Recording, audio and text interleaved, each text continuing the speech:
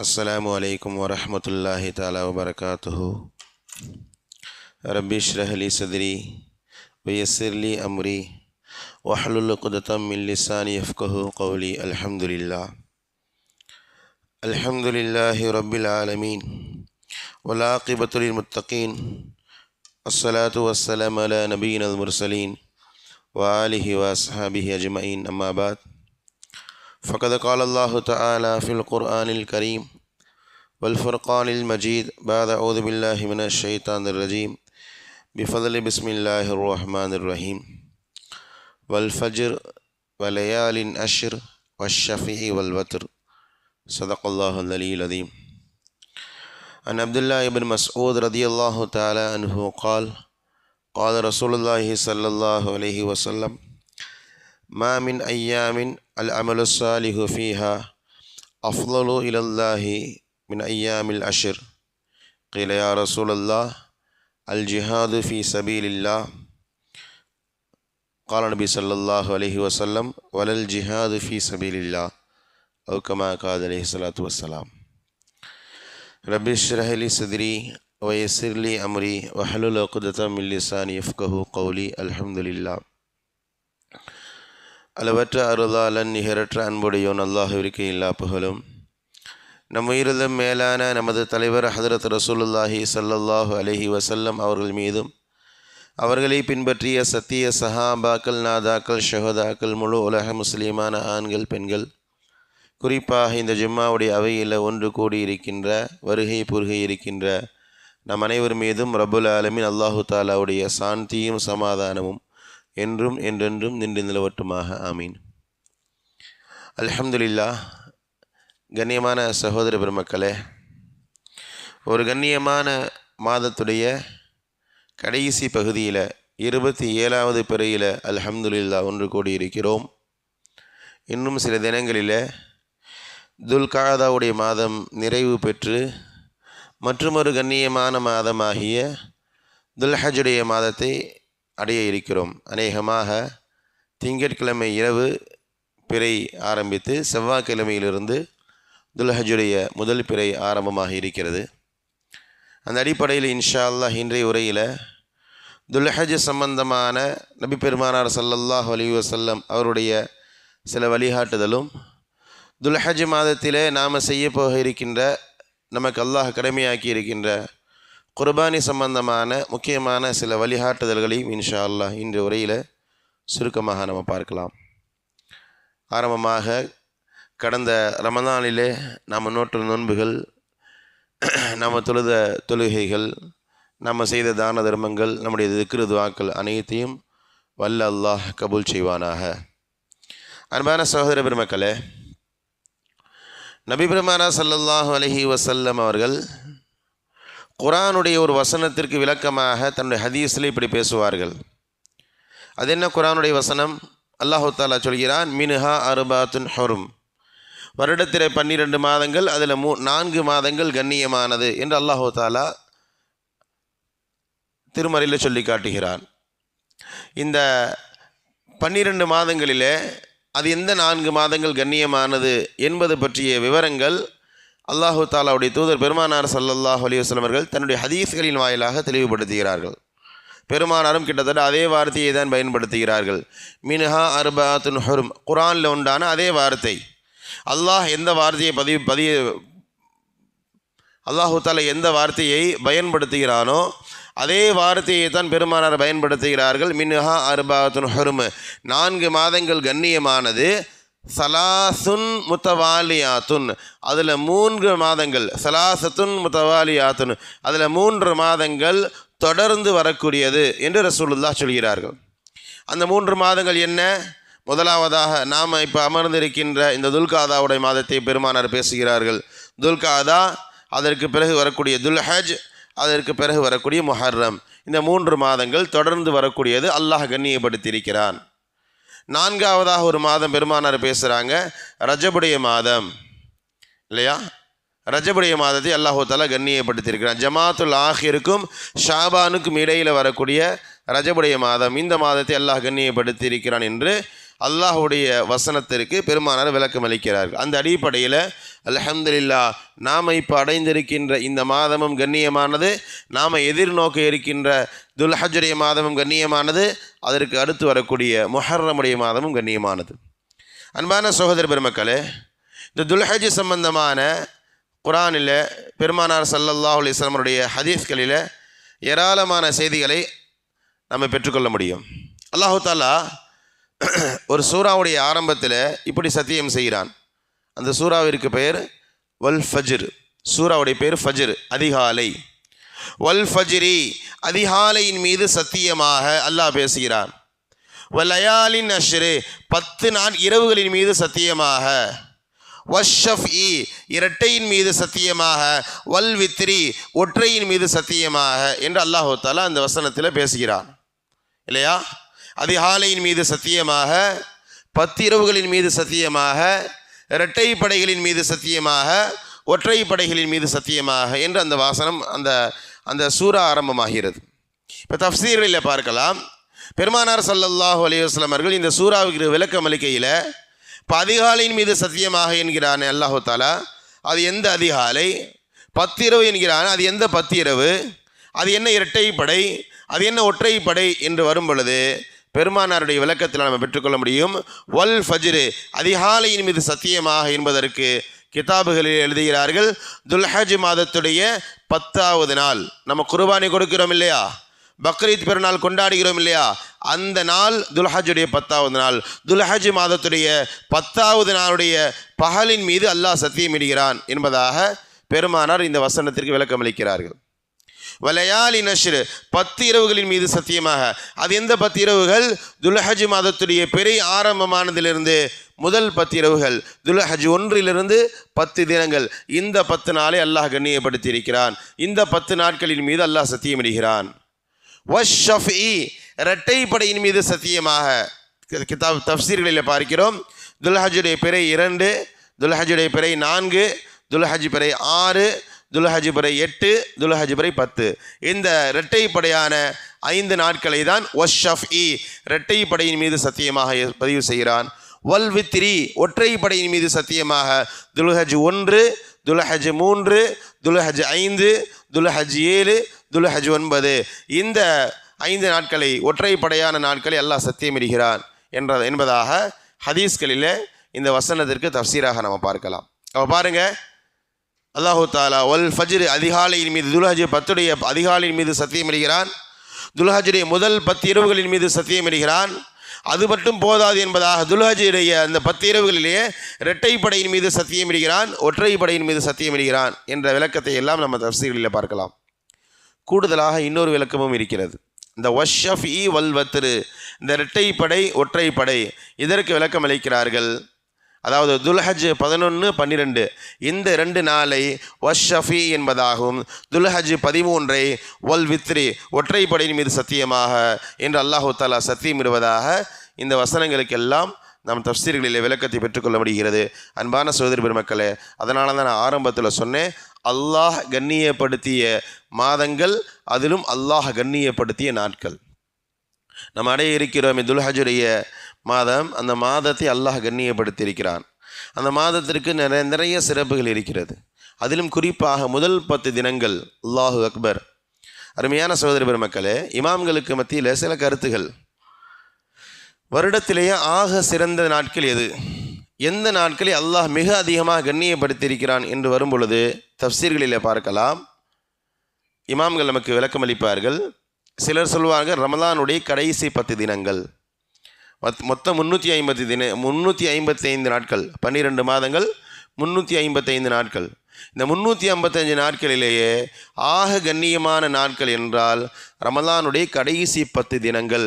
காரணம், அந்த 10 தினங்களில் தான் லைலத்துல் கத்ர் இருக்கிறது. அந்த மாதத்தில் தான் அல்லாஹ் குர்ஆனை அருளியுள்ளான். அதனால தான் ரசூலுல்லாஹ் அந்த 10 நாளில் ஈத்திகாஃப் இருந்தார்கள், இருக்கும்படி நமக்கு கட்டளையிட்டார்கள் என்பதாக ரமலானுடைய கடைசி 10 தினங்களை சில இமாம்கள் மிகைப்படுத்தி பேசுவார்கள், விளக்கமாக சொல்வார்கள். இன்னும் சில இமாம்கள் சொல்லுவாங்க, ரமலான் கண்ணியமானது தான், ஆனால் ரமலானுடைய கடைசி 10 தினங்களை விட, ரமலானுடைய கடைசி 10 தினங்களை விட துல்ஹஜ் மாதத்துடைய முதல் 10 தினங்கள் அதுவும் சிறந்தது, அதுதான் முதன்மையானது என்பதாக துல்ஹஜ் மாதத்தை முன்னிலைப்படுத்துகிறார்கள். துல்ஹஜ் மாதத்துடைய முதல் 10 தினங்களில் முன்னிலைப்படுத்துகிறார்கள். அவர்களும் சில ஹதீஸ்களை ஆதாரமாக வைத்து தான் இந்த செய்திகளை எல்லாம் பேசுகிறார்கள். இமாம்கள் ரமதானுடைய கடைசி 10 தினங்களை விட துல்ஹஜுடைய முதல் 10 தினம் சிறந்தது என்பதற்கான சில ஹதீஸ்களையும் ஆதாரமாக நமக்கு காட்டுகிறார்கள். இன்ஷா அல்லாஹ் நான் அந்த ஹதீஸ்களையும் நான் வாசித்து காட்டுவேன். இன்னும் சில இமாம்கள் ரெண்டையுமே விட்டு கொடுக்க முடியாது. இந்த பக்கம் பார்த்தா ரமதான், இந்த பக்கம் துல்ஹஜ், ரெண்டுமே அல்லாஹு தாலா குர்ஆனில் நிறைய மிகைப்படுத்தி பேசியிருக்கிறான். பெருமானாரும் அதிகமாக கண்ணியப்படுத்தி இருக்கிறார்கள். அதனால் சில இமாம்கள் ஒட்டுமொத்தமாக ரெண்டையுமே விட்டு கொடுக்கக்கூடாது என்பதற்காண்டி இப்படி ஒரு விளக்கத்தை சொல்கிறாங்க. இரவு என்று வந்தா ரமதானுடைய கடைசி 10 இரவுகளும், பகல் என்று வரும்பொழுது துல்ஹஜுடைய முதல் 10 தினங்களுடைய பகல் என்பதாக பகலையும் இரவையும் பிரிக்கிறார்கள். இரவில் சிறந்ததுன்னு பார்த்தா ரமதானுடைய கடைசி 10 நாட்களுடைய இரவு, அதில் பகல் அவ்வளோ சிறப்பிற்குரியதில்லை. பகல்னு பார்த்தா ரமதானுடைய துல்ஹஜ் மாதத்துடைய முதல் 10 நாட்கள் சிறந்தது என்பதாக பதிவு செய்கிறார்கள். துல்ஹஜையும் விட்டு கொடுக்க முடியாது, ரமதானையும் விட்டு கொடுக்க முடியாது. காரணம் இதையும் அல்லாஹு தாலா குர்ஆனில் கண்ணியப்படுத்தி பேசுகிறான், ரசூலுல்லாஹ் மிகைப்படுத்தி பேசுகிறார்கள், அதையும் ரசூலுல்லாஹ் பேசுகிறாள் என்பதனால். இப்போ இதற்கான சில விளக்கங்களை பார்க்கலாம். இப்னு ஹஜர் ரஹமத்துல்லாஹி அலைஹி அவங்க தான் இந்த விளக்கத்தை சொல்கிறாங்க. அதாவது பகல்னு வரும்பொழுது துல்ஹஜுடைய முதல் 10 தினங்கள், இரவுன்னு வரும்பொழுது ரமதானுடைய கடைசி 10 தினங்கள். குர்ஆனை மையப்படுத்தி பேசுகிறாங்க. பாருங்கள், குர்ஆன் முதலில் இறக்கப்பட்டது லைலத்துல் கத்ருடைய இரவு, அது ரமதானிலே உண்டானது. அதனால் குர்ஆன் ரமதானிலே உண்டானது என்பதனால் ரமதானுடைய இரவுகள் எல்லாம் சிறந்தது.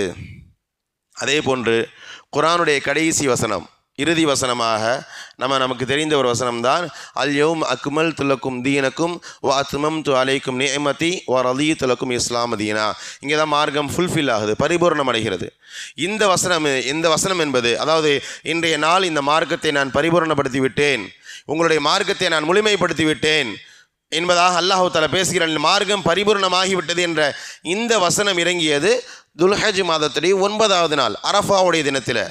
பெருமானார் ஸல்லல்லாஹு அலைஹி வஸல்லம் அவர்கள் கடைசி ஹஜ்ஜில், தன்னுடைய ஹஜ்ஜில் கடைசி வருஷம் அரஃபாவில் இருக்கும் பொழுது, துல்ஹஜ் 9 அரஃபாவில் இருக்கும் பொழுது இந்த வசனம் இறங்கியது.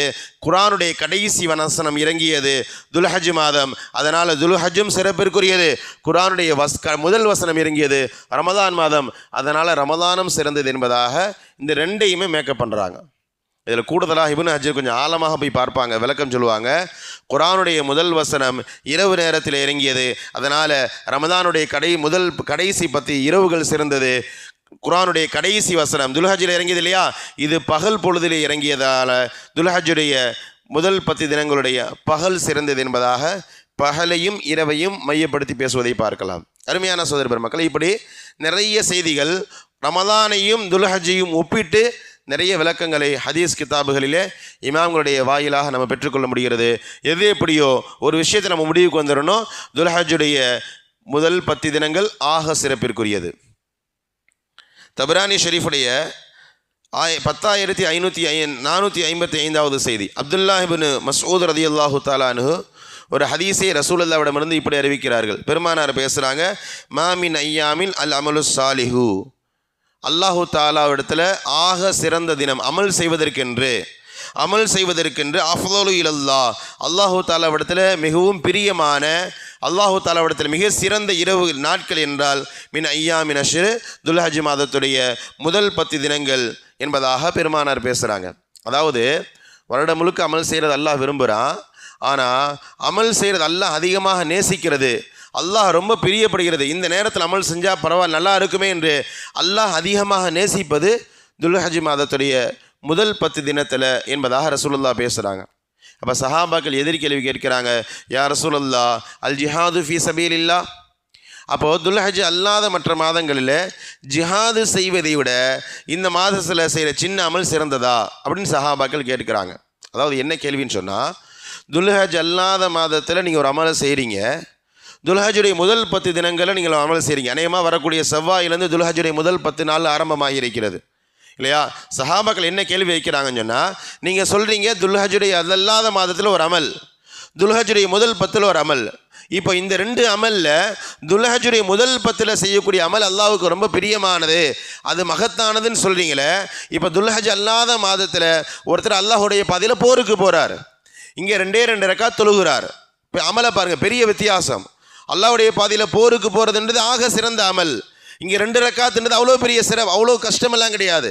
இந்த சஹாபியுடைய கேள்வி என்னன்னு சொன்னால், துல்ஹஜுக்கு வெளியில் போருக்கு போகிறது சிறந்ததா, துல்ஹஜுடைய 10ல் 2 ரக்காத் தொழுகிறது சிறந்ததா என்பதாக பெருமானார் இடத்துல சஹாபாக்கள் கேட்டபோது ரசூலுல்லாஹ் அங்கேயே சொன்ன வார்த்தை, வலல் ஜிஹாது ஃபீ சபீலில்லாஹ், துல்ஹஜிற்கு வெளியில், துல்ஹஜ் அல்லாத மாதத்தில் நீ போருக்கு செல்வதை காட்டிலும் துல்ஹஜுடைய மாதத்தில் 2 ரக்காத் தொழுவது அல்லாஹ்விற்கு அதிகமாக பிரியமானது என்பதாக பெருமானார் இந்த நாளை முன்படுத்தி பேசுகிறார்கள். அதாவது நல்ல விளங்கி கொள்ளுங்க, அங்கேயும் போர் இங்கேயும் போர் இல்லை.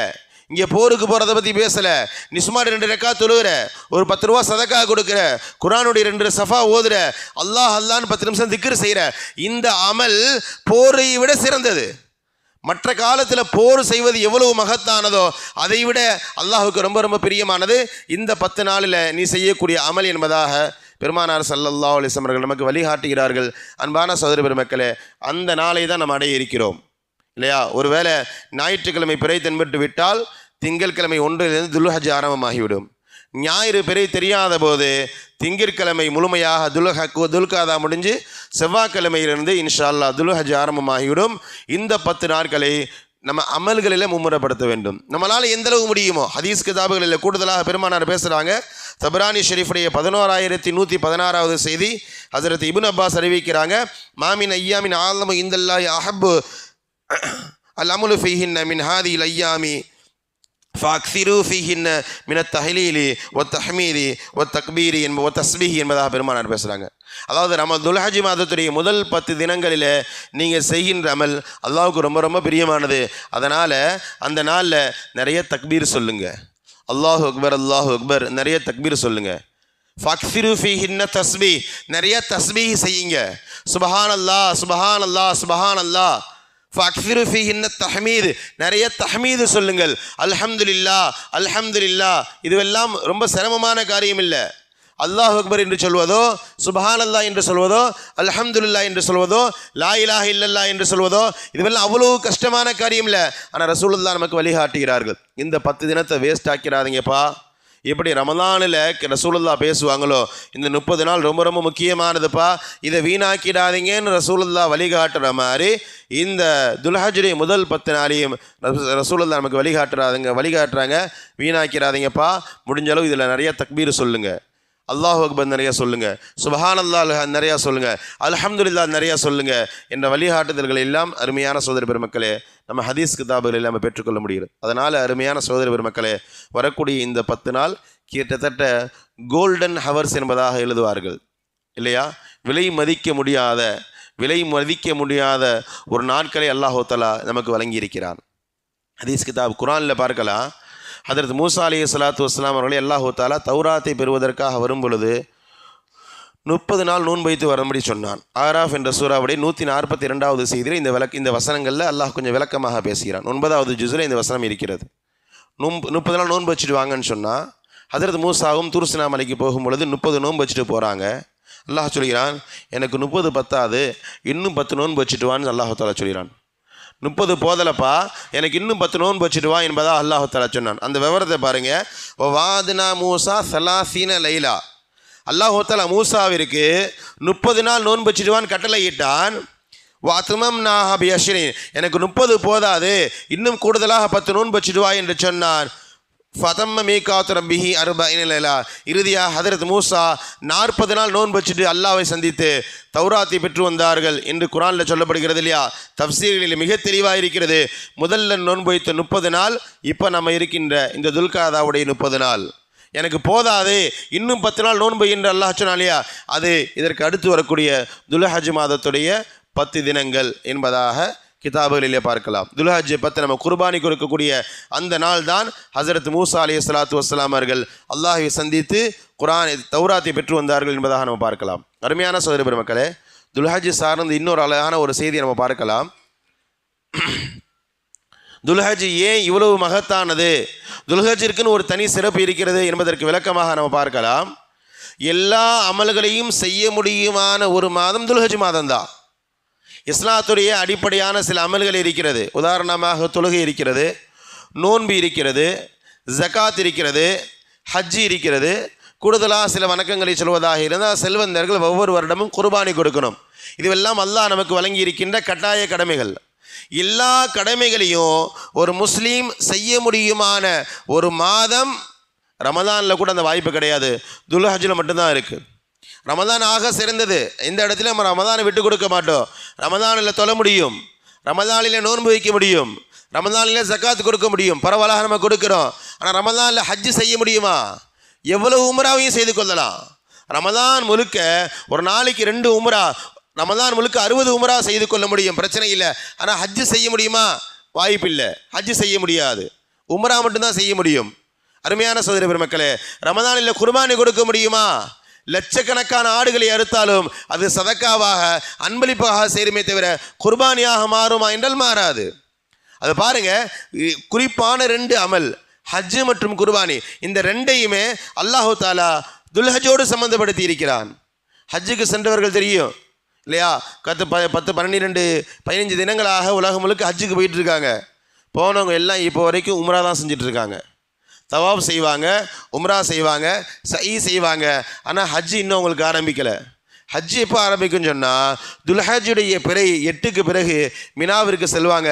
9 அரஃபாவில் தங்குவார்கள், 9 இரவு முஸ்தலிஃபாவில் தங்குவாங்க, 10 மினாவுக்கு வருவாங்க. ஷைத்தானை கல்லெறிவார்கள், மொட்டையடிப்பார்கள், தவாப் செய்வாங்க. 11, 12, 13 மினாவிலிருந்து ஷைத்தானுக்கு கல்லெறிவாங்க. இந்த 5 நாள் மட்டும்தான் ஹஜ்ஜுடைய அமல். இப்போ வரைக்கும் ஹஜ்ஜுக்கு போன எல்லாருமே உம்ரா தான் செஞ்சுட்டு இருக்காங்க. இப்போ வரைக்கும் ஹஜ்ஜுக்கு போன எல்லாமே தவாஃப் தான் செய்கிறாங்க. எப்போ ஹஜ்ஜு செய்ய முடியும்? அதற்கு ஒரு நேரம் இருக்குது. துல்ஹஜுடைய பிறை 8 முடிஞ்சு 9 ஆரம்பிக்கணும். குர்பானி கொடுக்கணும் ஆசையாக இருக்குது, நான் குர்பானி கொடுக்கலான்னு இருக்கேன். பரவாயில்லை, வெயிட் பண்ணுங்க. துல்ஹஜ் 10 வரைக்கும் குர்பானி கொடுக்க முடியாது. நல்லா விளங்கி கொள்ளுங்க. ஒருத்தர் குர்பானி கொடுக்க வேண்டும் என்றாலும் ஹஜ்ஜு செய்ய வேண்டும் என்றாலும் அங்கே கட்டாயம் துல்ஹஜ் மாதம். துல்ஹஜ் வராமல் ஒருத்தர் ஹஜ்ஜும் செய்ய முடியாது, குர்பானியும் கொடுக்க முடியாது. ரமதானில் உடம்பு சரியில்லாமல் போயிடுச்சு, நோன்பு வைக்கலை, என்ன பண்ணலாம்? ஒன்றும் பிரச்சனை இல்லை. எப்போ சரியாகுது? ரமதான் முடிஞ்சு ஷவ்வாலில் உடம்பு சரியாக போயிடுச்சு, அந்த நோன்பு வச்சுக்கோங்க. ரமதானை கொஞ்சம் பிரயாணத்துக்கு போயிட்டேன், கடுமையான வேலை, நோன்பு வைக்க முடியாது, பரவாயில்லை, ரமதானுக்கு பிறகு நோன்பு வச்சுக்கொள்ளுங்க. நான் வருஷம் ரமதானில் தான் ஜக்காத் கொடுப்பேன், இன்றைக்கி ஒரு வேலையினால ஜக்காத் கொடுக்க முடியல, பரவாயில்ல, அடுத்த மாதம் ஜக்காத் கொடுத்துக்கொள்ளுங்க. எல்லாத்துக்கும் ஒரு ரீப்ளேஸ் உடனே கிடைக்குது. ஆனால் ஹஜ்ஜுக்கு ரீப்ளேஸ் பாருங்கள், 1 வருஷம் காத்திருக்கணும். குர்பானிக்கு ரீப்ளேஸ் 1 வருஷம் காத்திருக்கணும். ஹஜ்ஜுக்கு போன நபர்கள் ஏதோ ஒரு காரணத்தினால ஹஜ்ஜுடைய காலத்தில் அங்கே இருக்க முடியல. உதாரணமாக துல்ஹஜ் 9 அரஃபாவில் இருக்கணும், அது கட்டாயம். அரஃபாவில் ஒருத்தர் அன்னைக்கு தங்கலைன்னு அவருடைய ஹஜ்ஜு கூடாது, அதுக்கு எந்த பரிகாரமும் கிடையாது. நல்லா விளங்கிக் கொள்ளுங்க. அல்ல ஹஜ்ஜு அல் அரஃபா ரசூலுல்லாஹ் பேசுகிறாங்க. இப்போ ஒருத்தர் ஹஜ்ஜுக்காக போனார், பிறகு 9 வேறு ஏதோ தேவையினால் மக்காலேயே மாட்டிக்கிட்டாரு, அல்லது மதினாலேயே மாட்டிக்கிட்டாரு, ஜித்தாலேயே மாட்டிக்கிட்டாரு. அந்த 9 அவர் அரஃபாவுக்கு போல என்ன செய்யலாம்? ஒன்றும் பிரச்சனை இல்லை, ஊருக்கு வந்துட வேண்டியதான். அடுத்த வருஷம் திரும்ப ஹஜ்ஜு செய்யணும். இல்லைங்க, பல லட்சம் ஆயிடுச்சு, அரஃபாவில் மட்டும்தான் அங்கே தங்கலை, மற்ற எல்லாமலையும் செஞ்சேன், முடியவே முடியாது. அடுத்த 1 வாரத்துக்கு பிறகு செஞ்சுக்கலாமா? அடுத்த மாதம் 9 வரும், துல்காதா முடிஞ்சு, துல்ஹஜ் முடிஞ்சு முஹர்ரம் மாதம் 9 வருமே, சஃபர் 9 வரும், ரபியில் 9 வரும், முடியவே முடியாது. துல்ஹஜ் 9 மட்டும்தான் அரஃபாவில் தங்கணும், துல்ஹஜ் 9 தான் முஸ்தலிஃபாவில் தங்கணும், துல்ஹஜ் 10 மினாவில் ஷைத்தானுக்கு கல்லெறியணும். சரி, விடுபட்டுருச்சு, என்ன பண்ணலாம்? அடுத்த 11 வருஷம் கழிச்சு, 11 மாதம் கழிச்சு அடுத்த வருஷம் துல்ஹஜ் வரும் இல்லையா? அப்போவும் ஹஜ்ஜுக்காக எஹ்ராம் கட்டணும், அங்கே போய் அந்த நேரத்தில் ஹஜ்ஜுடைய எல்லா காரியங்களையும் செய்யணும். புரியுதா? செய்தி புரியுதா? அப்போ துல்ஹஜ்ஜில் தான் ஹஜ்ஜு செய்ய முடியும். அதே போல தான் குர்பானியை நம்ம திரும்ப திரும்ப சொல்லிக்கிட்டே இருக்கிறதுக்கான காரணம் நல்லா விளங்கி கொள்ளுங்க. இந்த ஒரு 3 நாள் மிஸ் ஆகிடுச்சுன்னா அடுத்து குர்பானி கொடுக்க முடியாது. துல்ஹஜ் 10 நம்முடைய காலண்டரில் பார்த்தா அநேகமாக மே மாதம் 28 துல்ஹஜ் 10, மே மாதம் 29 துல்ஹஜ் 11, மே மாதம் 30 துல்ஹஜ் 3, துல்ஹஜ் 13, 12, 10, 11, 12 இந்த 3 தினங்களில் மட்டும்தான் குர்பானி கொடுக்க முடியும். ஒருத்தர் ஏதோ வேலையினால் குர்பானி கொடுக்க முடியலை. நான் முன்னாடி சொன்ன மாதிரி நோய்வாய்ப்பட்டு இருந்தார், குர்பானி கொடுக்கணும், ஆனால் முடியலை. 4 நாளுக்கு பிறகு தான் அவர் உடம்பு சரியாகுது. இப்போ குர்பானி கொடுக்கலாமா? சதக்கா கொடுக்கலாம். குர்பானியுடைய கடமையாக நீங்க முடியுமா? இல்லை, ஒரு ஆடு தான் அறுக்கணும், அதுக்கு பகரமாக 100 ஆடு அறுத்துக்கிறேன். நீ 1,00,000 ஆடு அறுத்தாலும், நீங்கள் 1,00,000 ஆடு அறுத்தாலும் அது குர்பானியாக சேராது, சதக்காவாக சேரும்.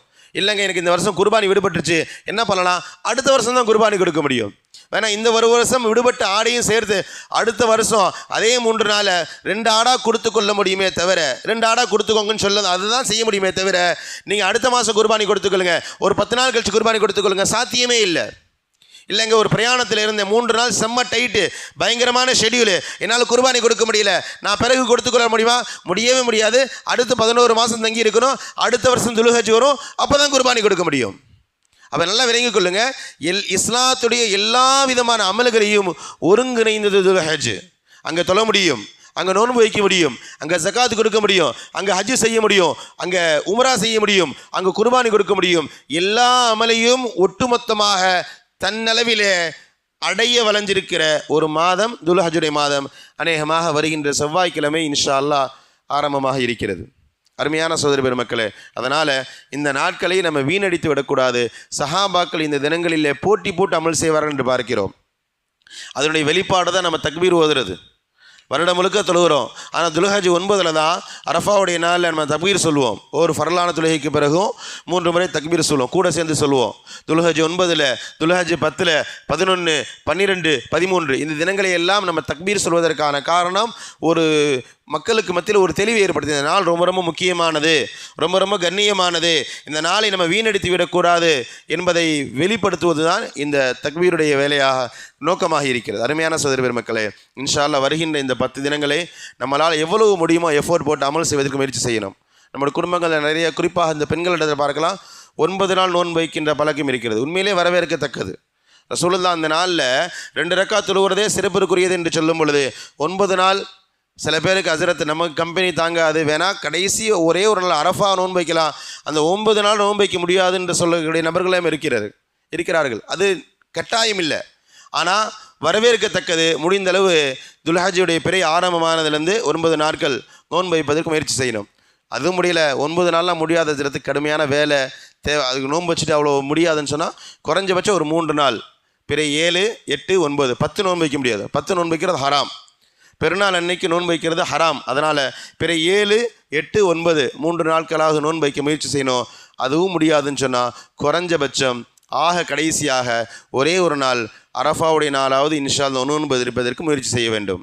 அருமையான சகோதர பெருமக்களே, இந்த 10 தினங்களில் நம்மளால் முடிந்த நிறைய சதக்காக்களை செய்யணும். இப்போ ரமதானில் நம்ம சொல்கிற மாதிரி இந்த தினங்களில் அதிகமாக சதக்கா செய்யறதுக்கு முயற்சி செய்யணும். இந்த தினங்களில் அதிகமாக குர்ஆன் ஓதுவதற்கு முயற்சி செய்யணும். ரசூலுல்லாஹ்வுடைய வழிகாட்டுதல் அதிகமாக இந்த தினங்களில் தக்பீர் சொல்லணும். எங்கே போனாலும் தக்பீர் சொல்லிகிட்டே இருக்க வேண்டியதான். பெற தெரிஞ்சிட்டா 13 வரைக்கும் போகிற இடத்துல பூரா அல்லாஹு அக்பர் அல்லாஹு அக்பர் அல்லாஹு அக்பர் அல்லாஹு அக்பர் அல்லாஹு அக்பர் வலில்லாஹில் ஹம்து இந்த தக்பீரை சொல்லிக்கொண்டே இருக்க வேண்டியது. இங்கே போனாலும் தஸ்பீஹ் செய்து கொண்டே, ரசூலுல்லாஹ்வுடைய வார்த்தை ஃபக்ஸிரு ஃபீஹின்ன மினத் தஹ்லீல், லா இலாஹ இல்லல்லாஹ் அதிகமாக சொல்லுங்கள், தஹ்மீத் அல்ஹம்துலில்லாஹ் அதிகமாக சொல்லுங்கள், தக்பீர் அல்லாஹு அக்பர் அதிகமாக சொல்லுங்கள் இல்லையா, தஸ்பீஹ் சுப்ஹானல்லாஹ் அதிகமாக சொல்லுங்கள். ரசூலுல்லாஹ் வழிகாட்டி இருக்கிறார்கள். இந்த 10 தினங்களில் அதிகமாக இபாதத்துகளை ஈடுபடுவதற்கு முயற்சி செய்ய வேண்டும். பாவங்களிலிருந்து முழுமையாக தவிர்ந்திருப்பதற்கான முயற்சிகளை செய்ய வேண்டும். அடுத்தபடியாக இந்த தினங்களில் ரொம்ப ரொம்ப முக்கியமான ஒரு அமல் குர்பானி. அதிகமாக நம்மள பேர் அதிகமான குர்பானியோட இந்த ப்ராசஸில் இருப்போம். இப்போவே போய் சந்தைகள் போய் ஆடுகளை பார்க்குறோம். இல்லை முடியாதவர்கள், அதுக்கான வசதி வாய்ப்புகள் இல்லாதவர்கள் குறைஞ்சபட்சம் குர்பானியுடைய பங்குகள் ஏதாவது சேர்றோம். நம்ம கடந்த வாரத்தில் கூட பதிவு செய்தோம், குர்பானி ரொம்ப ரொம்ப முக்கியமான ஒரு அமல். பெருமானார் ஸல்லல்லாஹு அலைஹி வஸல்லம் அவர்கள் மதீனாவிற்கு போனப்போ குர்பானி கடமையானது. மௌத்து வரைக்கும் ரசூலுல்லாஹ் விடாத ஒரு அமல் குர்பானி. திருமிதி ஷெரீஃபுடைய 1507வது செய்தி இப்னு உமர் ரலியல்லாஹு தஆலா அறிவிக்கிறாங்க, அகாம நபி ஸல்லல்லாஹு அலைஹி வஸல்லம் பில் மதீனா அஷர சினின் யுதஹி. ரசூலுல்லாஹ் மதீனாவில் 10 வருஷம் வாழ்ந்தாங்க. ஒரு வருஷம் கூட குர்பானியை விட்டதே கிடையாது. குர்பானி ரொம்ப ரொம்ப முக்கியமான அமல். அருமையான சகோதர பெருமக்களே, ஹஜ்ரத் இப்ராஹிம் அலைஹிஸ்ஸலாத்து வஸ்ஸலாமுடைய தியாகத்தை வெளிப்படுத்துகின்ற, இப்ராஹிமுடைய குடும்பத்துடைய தியாகத்தை வெளிப்படுத்துகின்ற ஒரு அமலாக இருப்பதனால நம்ம இன்ஷா அல்லாஹ் அனைவருமே குர்பானி கொடுக்க சக்தி பெற்றவர்கள் கண்டிப்பாக குர்பானி கொடுக்க வேண்டும். குர்பானியில் எந்த விதமான சமரசமும் இருக்கக்கூடாது. நிறைய பேர் பார்க்கலாம், குர்பானியுடைய காசில் வேறு ஏதாவது பிரயோஜனமான அமல்களில் ஈடுபடலாமே. சில நேரங்களில் அந்த கொரோனாவுடைய நேரத்துலலாம் இப்படி ஒரு டாக் போயிட்டு இருந்துச்சு. எதுக்கு குர்பானி கொடுத்து எல்லாம் குர்பானி கொடுக்குறாங்க, எவ்வளோ இறைச்சி, அது அந்த காசில் வேறு ஏதாவது பயனுள்ளதாக ஏழைகளுக்கு உதவி செய்யலாம், கடன்பட்டவர்களுக்கு கடன் உதவலாம் என்பதாகலாம் விளக்கம் கொடுக்குறாங்க. அது அடிப்படையில் கிடையாது. அதற்கு ஜக்காத்து சதக்கான்னு வேறு வேறு பெயர்கள் இருக்குது. ஒரு சில நேரங்களில் ஒரு சில அமல் மட்டும்தான் அது முக்கியமானது. அந்த நாள் அதை விட சிறந்த அமல் எதுவுமே கிடையாது இல்லையா? திருமிதி ஷெரீஃபுடைய 1493வது செய்தி ஆயிஷா அறிவிக்கிறாங்க, குர்பானுடைய முக்கியத்துவத்தை இங்கே விளங்கணும். நான் ஆரம்பத்திலே சொன்னேன், அந்த குறிப்பிட்ட 3 தினங்களில் நீங்கள் குர்பானி தவறிட்டா அதுக்கப்புறம் கோடி ரூபாய் இருந்தாலும் உங்களுடைய குர்பானி நீங்கள் கொடுக்க முடியாது.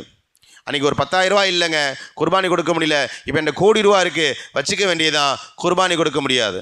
அருமையான சோதரி பெருமானார் பேசுகிறாங்க, மா அமில ஆதமியின் மின் அமலின் யோமின் நஹரி மின் ஹெரா அஹபில் அல்லா மின் ஹெராக்கதம். குர்பானி கொடுக்கப்படுகின்ற அந்த நாள், உதாரணமாக துல்ஹஜ் 10, துல்ஹஜ் 11, துல்ஹஜ் 12, இந்த 3 தினங்களில் அல்லாஹ்விற்கு ஆக பிரியமான ஒரு அமல் இருக்கிறது என்றால் அது குர்பானி மட்டும்தான். குர்பானியை விட சிறந்த அமல் கிடையாது. குர்பானியை விட சிறந்த அமல், குர்பானியை தாண்டி நான் வேறு ஏதாவது பிரம்மாண்டமான ஒரு அமலை செய்ய போகிறேன் கிடையவே கிடையாது. அந்த ஒரு நாள் பூரா நான் இன்ஷா அல்லாஹ் நிறைய சதக்கா செய்ய போகிறேன், யூஸ் இல்லை. அந்த நாள் பூரா நான் குர்ஆன் ஓதிக்கொண்டே இருக்க போகிறேன், ஃபாயிதா இல்லை. அந்த நாள் பூரா இரவு முழுக்க தொழுக போகிறேன், பகல் முழுக்க தொழுக போகிறேன், நீ எந்த அமலை செஞ்சாலும் அதற்கு எந்த மதிப்பும் இல்லை குர்பானியை தாண்டி. அந்த நாளில் குர்பானி மட்டும்தான் அல்லாஹு தஆலாவிடத்தில் மிக ஓப்பான ஒரு அமல். அதனால் குர்பானிக்கு ரீப்ளேஸாக ஒரு அமலும் கிடையாது. இதில் இன்னொரு கூடுதலான செய்தி என்னன்னு சொன்னால், நம்ம ஏற்கனவே பேசியிருக்கிறோம், குர்பானிக்கு ரீப்ளேஸ், குர்பானி கொடுக்கலன்னா பரவாயில்லைங்க, அதுக்கு பகரமாக இந்த அமல் ஒன்றுமே கிடையாது. குர்பானிக்கு நிகர் குர்பானி மட்டும்தான். அருமையான சகோதர பெருமக்களே, அதனால் ஆடு வாங்குபவர்கள், மாடு வாங்குபவர்கள் முடிந்த அளவு கண்டிப்பாக அதற்கான ஏற்பாடுகளை செய்யணும். அதற்கு வாய்ப்பு இல்லைங்க, பொருளாதார வசதி இல்லை அல்ல இட வசதி இல்லை என்றால் குறைந்தபட்சம் பங்கிலையாவது சேர்ந்து கொண்டு நம்முடைய குர்பானியை நிறைவேற்றுவதற்கு முயற்சி செய்ய வேண்டும். பெருமானார் கொஞ்சம் தடித்த வார்த்தைகளை எல்லாம் குர்பானி சம்பந்தமாக பேசியிருக்கிறார்கள். வேறு எந்த இடத்துல கூட இவ்வளோ பேசியதை நாம் பார்க்க முடியாது. நான் கடந்த வாரங்களில் கூட அறிவிப்பு செய்யும் பொழுது இந்த செய்தியை பதிவு செய்தேன். இப்னு மாஜாவுடைய 3123வது செய்தி, அபூ ஹுரைரா ரலியல்லாஹு தஆலா அறிவிக்கிறாங்க, மன் வஜத சஅத்தன், யாருக்கு வசதி இருக்கிறது, ஃபலம் யுதஹி, அவர் குர்பானி கொடுக்கவில்லை, ஃபலா யக்ரபுன்ன முசல்லானா, அவர் நம்முடைய முசல்லாவிற்கு வர வேண்டாம். துல்ஹஜ் 10 அன்னைக்கு பெருநாள் தொழுகிறோம் இல்லையா? பள்ளிவாசல்கள்லையும் தொழுகை நடைபெறும், சரி ஈதுகாகள்லையும் தொழுகை நடைபெறும். ரசூலுல்லாஹ் என்ன சொல்ல வராங்க, உன்னோட வசதி வாய்ப்பு இருக்காப்பா? ஆமாம் இருக்குது. குர்பானி கொடுக்கறதுக்கு ஏற்பாடு செஞ்சுருக்கிறியா? ஆடோ மாடோ ஒட்டகமோ பங்கு சேர்ந்திருக்கிறியா? இல்லை. ரசூலுல்லாஹ் என்ன சொல்லுவாங்கன்னா, மரியாதையாக வேறு எங்கேயாவது பேர், ஏன் பள்ளிக்கு வராத? ஒரு தகப்பன் தன்னுடைய மகனை பார்த்து என் மூஞ்சில் முழிக்காத, என் வீட்டு வாசலை மிதிக்காத, இந்த ஸ்லாங்கு தான் ரசூலுல்லாஹ்வுடைய அந்த வார்த்தை இருக்கிறது. அவன் எங்கு வேண்டுமானாலும் போய்கொள்ளட்டும், என்னுடைய மஸ்ஜிதின் பக்கம் அவன் நெருங்க வர வேண்டாம்னு இல்லை, ஃபலா யக்குரபன்ன, நெருங்க கூட கூடாது, என் பள்ளிவாசல் பக்கமே நீ தலை வைக்கக்கூடாது என்பதாக ரசூலுல்லாஹ் பேசுகிறாங்க. அப்படி என்னங்க பெரிய பாவம் பண்ணிட்டாரு? ஒரே ஒரு பாவம் தான், குர்பானி கொடுக்க சக்தி இருக்குது, அவர் குர்பானி கொடுக்கல. குர்பானி கொடுக்க சக்தி இருக்குது, ஆனால் குர்பானி கொடுக்கல.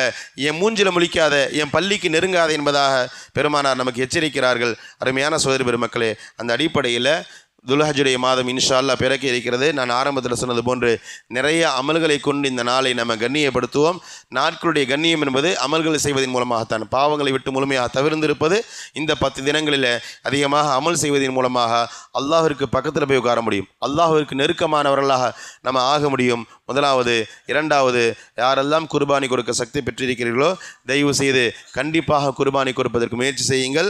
நம்முடைய மஹல்லாவில் குர்பானி கொடுக்க சக்தி பெற்று ஒருவர் குர்பானி கொடுக்கலைங்க அப்படின்ற சூழல் இருக்கக்கூடாது. அப்படி யாரும் கை நீட்டி பேசுகிறாத அளவிற்கு இன்ஷா அல்லாஹ் நம்முடைய செயல்பாடுகளை அமைத்துக்கொள்வோம். அல்லாஹுடைய ஊப்பை பெறக்கூடிய நல்ல நசீபை ரப்புல் ஆலமீன் நம் அனைவருக்கும் தந்து நல்லது புரிவானாக. வாஹிரத் அல்ஹம்துலில்லாஹி ரப்பில் ஆலமீன். அஸ்ஸலாமு அலைக்கும் வரஹ்மத்துல்லாஹி வபரகாத்துஹு.